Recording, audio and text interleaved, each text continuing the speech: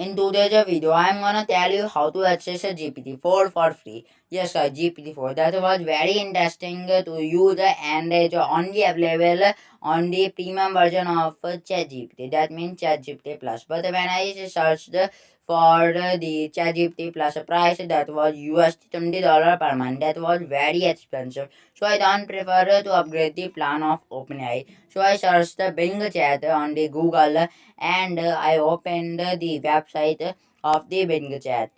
After opening the website, as you can see that this is the UI of this website. This UI is very simple and you can also check the features provided by this AI. This AI is based on GPT-4. But now we have to sign in to the chat with this button. You can sign in with your Microsoft account very easily, and after signing in you will get the UI like this.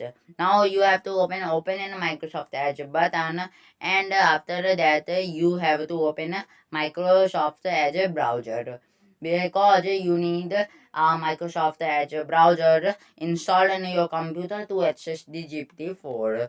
Okay, this is the UI of Bing AI homepage, and now you can click on the chat now button.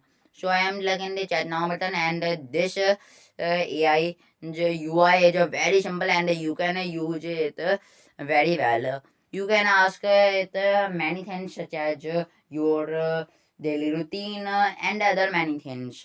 I am asking him hello for casual purpose, and it is replying me that hello, how can I help you today? Let's ask it, are you based on the ChatGPT-4 or GPT-4? So let's ask him it, are you based on the GPT-4 or ChatGPT-4?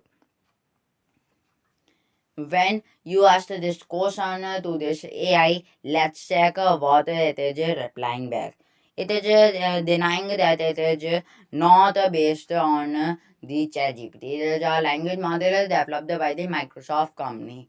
But in a blog, Microsoft has officially declared that this AI is based on GPT-4 on its backend. I will put the link to that blog in the description box. You can check it also.